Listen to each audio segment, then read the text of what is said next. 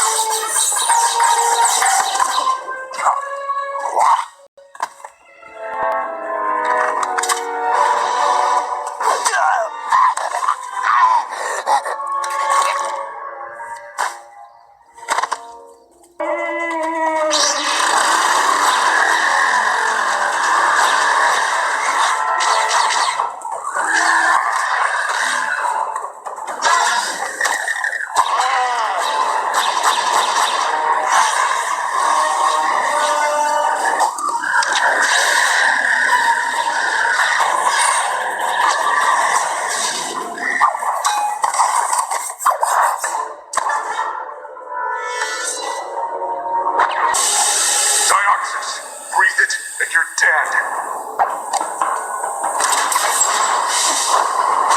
Every man for himself.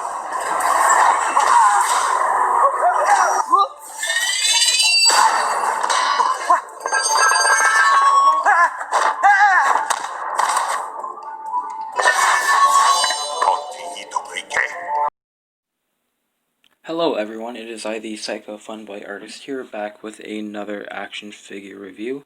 This time around it is the action figure of the Star Wars The Clone Wars, the Bounty Hunter Embo. This is the other figure that I picked up with the Anakin Skywalker action figure.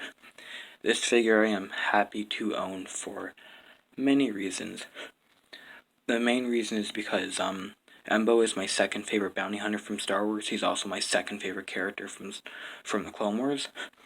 This character is awesome for many reasons. If you've seen the show, you know why. He's voiced by Dave Filoni. If you don't know who Dave Filoni is, don't talk to me. Seriously, Dave Filoni is, of course, the one who created the Clone Wars and is the main reason for why, one of the reasons for why the Clone Wars is so awesome. Also, he's a cool guy, and so, this is actually the character that he voices. So he voices one of the best characters in all Star Wars, and it's just awesome. But, let's, take a look at this figure. Before we take a look at the figure, we're gonna take a look at the stand, which has Star Wars on it, just like the one with the Anakin, and his card, which has a very awesome picture of Embo on it. And, Anakin came with this as well. You can pause it if you would like to read it. Just give you a few more seconds to pause it while the camera picks it up. Okay. Let's take a look at the badass Kyuzo bounty hunter himself. After I... come on. Slide in. Okay. We're gonna... one of the things that this... He comes with his bowcaster and 2 throwing knives. Now, the knives are awesome, but the thing is, in the show, we don't ever see him use throwing knives. So I think it's a little weird that he comes with these. But it's not a big deal. I'm not complaining. Like I said, they're both awesome. Little kunai knives, which are the same kind of knives we see a lot of ninjas use. And especially if you watch the anime Naruto, you know that a lot of characters in anime use these as well.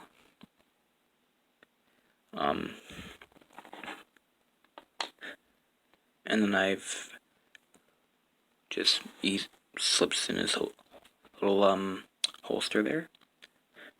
And he comes with a bowcaster. Bowcaster's pretty awesome. these two parts do fold in. There's a little red symbol right there. Hope the camera's picking that up good. There's a scope on it. It's a little bit different from Chewbacca's, and there's a little peg right here. So you can peg that in to his back. If you don't want to display him holding it, just simply do that, and yeah. Now we're gonna take a look at one more thing before we look at the figure. That awesome hat, which is his main weapon in the show if you watch it. Has some dents in it, really awesome detail, and then little peg right there because it pegs into his head, and it fits very, very easily. And I love the paint applications on it with the gold and the grayish silver. It's just such a beautiful weapon and fashion choice. Now let's take a look at the figure. Right off the bat, this head sculpt is amazing. It looks just like him in the Clone Wars. The only small gripe that I have are the eyes. I think I don't know if it's just me, they might be a little bit too far apart, but they still look awesome. It's not a big deal. They nailed this figure 100%. The paint applications on his armor, his goldish or yellowish chest pieces and the collar piece. I really love this soft goods. Soft goods on an action figure are always awesome when they're needed. Like doing this on plastic, it wouldn't have been that great. Soft goods are always the way to go with stuff like this. And then his little wrist gauntlet. And it's not painted, but it does have some good detail on it. And then the detail on the other part of his tunic, the red and gold. It's just really awesome. And then his legs, which are like a brownish color, and little silver parts right here at the bottom.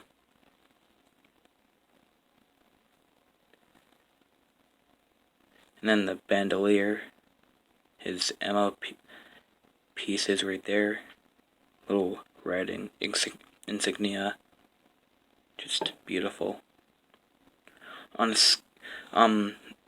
For articulation, he has a ball-jointed head, ball-hinged shoulders, ball-hinged elbows, swivel wrist, swivel hips, ball-hinged knees, and a swivel ankle.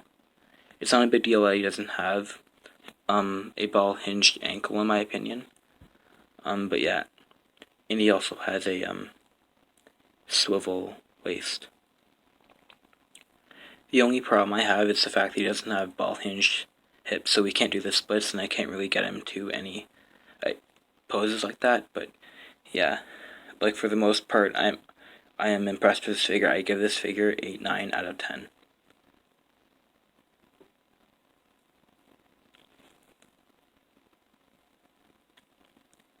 What's cool is if you watch the show, you'll know that Embo speaks in a native language, and that's actually Dave Filoni reading some old Smurf books that were in French, but he pronounced it badly, so they ended up using that language for Embo. They decided that would be his language.